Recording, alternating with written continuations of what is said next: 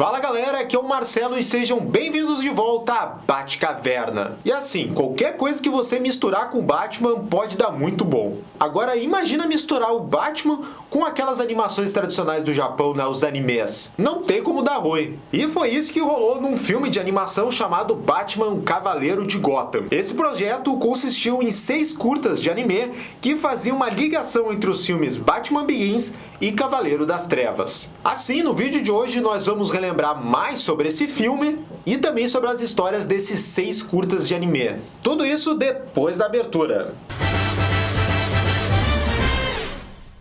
E galera, só antes de começar esse vídeo, aquele recadinho muito importante pra gente, para esse vídeo, de você deixar já aquele bate-like e aquele bate-comentário. Coloca aqui nos comentários se você lembra desse filme, né, que tem muita gente jovem aí que nem conheceu esse filme. E se você também curte animes, né, coloca aí qual que é o seu anime preferido, gosta de Naruto, gosta de Dragon Ball, gosta de One Piece, coloca aqui nos comentários. Dado esse recado, esse filme, né, chamado Batman, o Cavaleiro de Gotham, foi lançado em 2008. E como eu disse ali antes na introdução, né, ele servia como uma espécie de ponte aí, né, entre o Batman Begins e o Batman Cavaleiro das Trevas que ia ser lançado nesse ano. Esse filme então consiste em 6 curtas produzidos por grandes estúdios da animação japonesa. Até por isso, cada história tem uma estética, traço e cores, tudo diferente. O que é muito legal, pois dá pra ver técnicas de animações diferentes aqui. Até essa ideia de juntar estúdios famosos aí de animes e colocar uma obra ocidental desse universo foi algo que a Warner já tinha feito anos antes. Porque lá no ano de 2003 foi lançado o filme Animatrix aí, ó. Quem é que conhece ele? Foi um projeto inovador naquela época e deu super certo. E como Matrix é da Warner, eles quiseram fazer o mesmo com o Batman. E agora, em 2021, vamos ter algo parecido com o projeto Star Wars Visions. Mas enfim, voltando pro Batman Cavaleiro de Gotham, ele, embora tenha uma premissa parecida do Animatrix, que são vários curtas, né, de anime, ele tem um diferencial aqui porque quase todos esses curtas têm algo que se ligam, né, entre eles. Pode ser algo da trama ou personagens que apareceram em um vão aparecer, né, em outro curta. Então, feita essa introdução, vamos começar então pelos curtas e vamos pro primeiro deles, que se chama Eu Tenho Uma História Pra Você. Ele começa com um garoto andando de skate e é tão perfeita a animação que poderia ser um curta só disso. Ele se encontra com outros 3 dos seus amigos que chegaram atrasados. Os 3 contam histórias em ordem cronológica reversa sobre eles terem visto o Batman lutando contra um criminoso que usa alta tecnologia. E tudo isso aconteceu mais cedo naquele dia. E cada uma dessas 3 histórias que nós vamos ver, ela tem interpretações diferentes do Batman, né, do visual dele e das habilidades também. A primeira história meio que descreve ele como quase uma sombra viva que pode ficar se locomovendo como ele quiser. Aqui ele lembra o Batman vampiro das HQs. A segunda o descreve como um meio morcego, meio humano, dessa vez lembrando o vilão do Batman, o morcego humano. E a terceira história contada descreve o herói como um robozão mesmo, que pode saltar entre edifícios altos com um único pulo e usa um helicóptero para dar apoio. Então, claramente isso são fantasias dessas crianças, né? Tudo criado da mente delas pela experiência do momento. Mas é um conceito muito massa disso de ter histórias que vão interpretando o Batman de maneiras diferentes. Mas logo que o garoto lá do começo do curta começa a lamentar que ele foi o único que não viu o Batman naquele dia, acontece o seguinte: o Batman aparece naquela pista de skate perseguindo o criminoso que apareceu nas outras histórias. Só que dessa vez, esse garoto vê o Batman como ele realmente é, um humano normal e sangrando. E veja só, ele ajuda o Batman a deter esse criminoso. O Batman agradece e sai dali com o vilão capturado. Como nenhum dos outros moleques viu essa ação, no fim, acaba com todos eles perguntando o que aconteceu nessa história. O segundo curta se chama Fogo Cruzado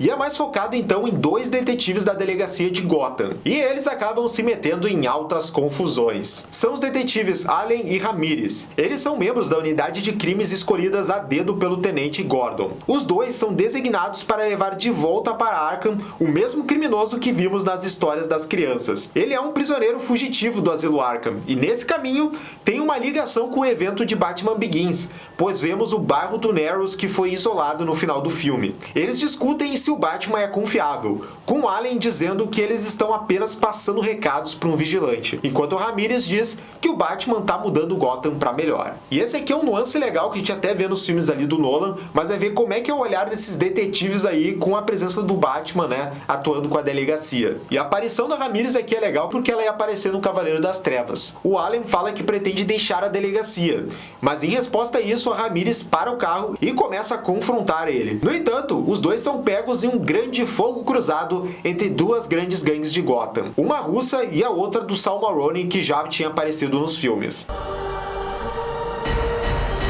E aí rola vários tiros e explosões e o Batman aparece ali e salva esse detetive Allen que não gostava dele em determinado momento. Com a ajuda do herói, os detetives conseguem prender os membros das gangues e no fim, o Batman reconhece o Allen e a Ramirez como os oficiais escolhidos a dedos do Gordon e observa que o tenente é um bom juiz de caráter. Depois ele vai embora. O terceiro curta se chama Teste de Campo e ele meio que tenta responder uma pergunta que às vezes algumas pessoas fazem, que é por que o Batman talvez não usa uma roupa high-tech tipo o Homem de Ferro. Começamos vendo o Bruce Wayne conversando com Lucius Fox sobre uma certa tecnologia. É um dispositivo com um giroscópio ligado ao satélite das empresas Wayne e que tem um sensor de som avançado. Basicamente, esse giroscópio ele consegue então defender o Batman, né, quando tem tiros, por causa do som das balas. Então quando elas batem na armadura, elas vão ricochetear. Mais tarde, naquela noite, como Batman, ele faz os barcos daquelas duas máfias que vimos no outro curta se chocarem. E isso tudo devido àquele novo dispositivo que tá no traje do Batman. O curioso é esse uniforme do Batman que lembra em parte o Azrael, com essas golas gigantes e parece uma armadura.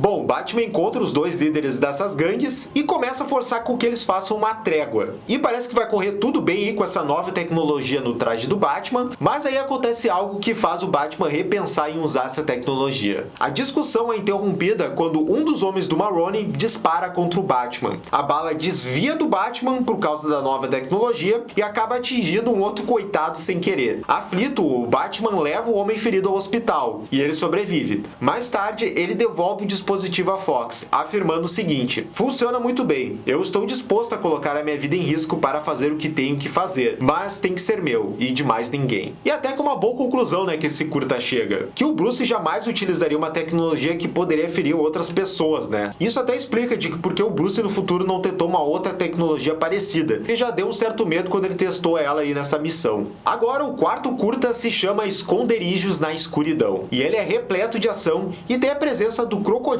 e do Espantalho nesse curta. A polícia responde a uma confusão envolvendo um cardeal que foi raptado. Testemunhas dizem que ele foi sequestrado por um grande monstro e levado para as criptas abaixo da catedral. O Batman chega no local e ele concorda com a teoria do Gordon de que a toxina do medo do Espantalho está por trás do tumulto, já que o médico está foragido desde aquela confusão do Narrows no final do Batman Begins. Ele desce para o subterrâneo da cidade e lá ele tem uma luta muito massa com o Crocodilo. A ação desse curta tá muito bem feita, e é durante ela que o Batman descobre que o Croc está sob influência da toxina do medo do Espantalho. O Batman o derrota, mas não antes de receber uma mordida que transfere parte da toxina para ele. Esse cenário todo do subterrâneo e das criptas combina muito, né, com essa ideia do Batman investigando esse mistério. E depois dessa luta com o Crocodilo, o Batman consegue encontrar aquele cardeal e ele foi sequestrado mesmo pelo Espantalho, que sentencia ele à morte. E diga-se de passagem, esse visual do Espantalho tá sensacional, parabéns. O vilão tá controlando essa galera que vive no subterrâneo. O Batman salta para defender o cardeal. Usando o metano já presente na sala, ele provoca uma explosão que destrói vários canos de água, inundando a área e permitindo-lhe escapar com o cardeal. Temos mais uma cena de ação muito legal aqui. O vilão escapa e o Batman consegue sair daquele local. O Gordon aparece em um helicóptero para resgatar o cardeal. Ele até se oferece para ajudar o Batman, mas o herói, mesmo machucado dessa missão, se recusa, dizendo talvez na próxima vez. E olha aí, quem criou uma história realmente só de ação, esse curta aqui é um prato cheio. E foi legal ver, né, que o Crocodilo é cano nesse universo do Batman do Nolan. Mas agora a gente vai para uma história aí mais centrada no personagem, mais introspectiva, chamada Lidando com a Dor. E esse curta acontece logo depois desse anterior, com o Batman ainda vagando pelos esgotos, e ele leva um tiro de um homem morrem sob efeito do gás do espantalho. Gravemente ferido, o Batman cauteriza sua ferida e então procura desesperadamente por uma saída, refletindo sobre experiências que ele já teve de como lidar com a dor.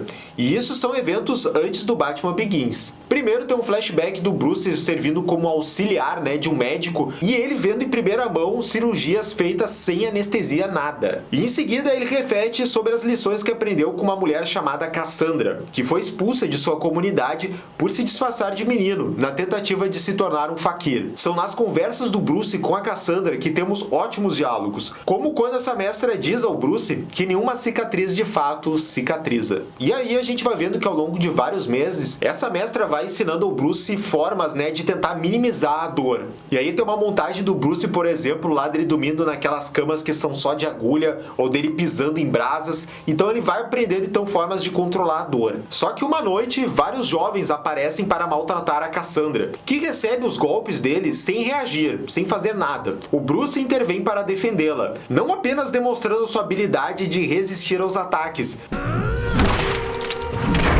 mas derrotando todos eles com as suas habilidades nas artes marciais. Só que depois a Cassandra diz a ele para ir embora. Ela fala que ele já aprendeu o que ele queria e que ele não precisava ter reagido àqueles jovens. Ela então diz que ela na verdade falhou com Bruce e que essa dor que o Bruce tem dentro dele é algo que vai além das capacidades dela e que de certa forma ela não vai embora porque é ela que está conduzindo o Bruce para o caminho que ele quer ir. E isso é um ótimo diálogo que tem nesse curta. De volta ao presente, o Batman acaba em uma sarjeta onde descobre um esconderijo de armas enterrados no lixo. O Alfred chega para ajudá-lo e diz ao Batman para pegar na sua mão, para que ele possa puxá-lo. Mas o Batman, cujos braços estão cheios de armas, responde que não pode. E esse pra mim é o meu curta favorito aí desses 6, porque é o que foca bastante no psicológico do Batman. E o que essa mestra diz, que na verdade o Bruce precisa dessa dor e que é algo indispensável pra ele, é algo que realmente faz sentido pro personagem. Mas como essa história então foi muito mais introspectiva, mais de personagem, esse filme acaba com uma história que é repleta de ação e que é focada no pistoleiro. E o nome desse curta final é Pistoleiro. Todas aquelas armas do outro curta aparecem aqui. O Alfred as guardou, e quando o Bruce examina uma delas, ele admite ao mordomo que, embora tenha jurado nunca as usar, ele consegue entender a tentação de usá-las. Isso é um bom link para uma cena mostrando o vilão pistoleiro executando um assassinato com um tiro dificílimo. O cara faz um tiro direto de uma roda gigante em movimento, e depois dele fazer esse trabalho, ele é contratado para fazer um job aonde? Em Gotham. O alvo é o Gordon. E então temos o pistoleiro tentando atirar um tenente de um trem em movimento, mas o Batman desvia a bala. Essa cena é bonita demais. E mais uma vez aqui, temos um visual muito massa nesses curtas. Esse pistoleiro com essa máscara de metal e a mira ficou muito legal. Eu queria até ter visto ele nos filmes do Nolan. Mas aí tem uma reviravolta, que o pistoleiro fala que na verdade o Batman sempre foi o seu alvo. E ele atacar o Gordon na verdade era uma armadilha, porque ele sabia que o Batman ia vir defender o seu amigo. E essa luta fica ainda mais épica porque o pistoleiro vai parar então em cima de um trem e esse trem entra num túnel. E o vilão começa a disparar várias vezes contra o Batman e parece que ele acerta o morcegão. O Batman cai do trem e o pistoleiro começa a se vangloriar que ele pode ter sido quem finalmente matou o Batman. De repente, o morcegão dá um ataque de oportunidade e consegue desarmar a arma do vilão, num slow motion maneiro. Agora, apavorado, o pistoleiro confessa que foi contratado pelos russos para matar o Batman e tenta convencê-lo de não matá-lo, já que ele só estava fazendo o seu trabalho. O Batman fica com raiva e o nocauteia. O vilão é preso mais tarde e o filme termina com o Bruce olhando pro céu e vendo o bate-sinal. E galera, esse foi o filme então do Batman Cavaleiro de Gotham e os seus curtas de anime que são sensacionais. A gente aqui no canal achou legal lembrar ele porque ele é de 2008 e tem uma nova geração aí que talvez nem tenha visto esse filme. E eu gostaria de ver cada vez mais projetos assim, daqui a pouco só um filme de animação em anime, que a gente até teve, teve o Batman Ninja, mas eu gostaria de mais projetos assim. E agora eu quero saber de vocês, qual que são os seus curtas favoritos aí do Batman Cavaleiro de Gotham e se vocês lembram de assistir ele. E já sabe também, galera, se inscreve aqui no canal e clica no sininho de notificação para saber absolutamente tudo sobre o Batman. E fica o nosso abraço especial aí para todos os nossos apoiadores no Padrim e no clube de canais do YouTube. Valeu mesmo, galera, até a próxima, tchau, tchau!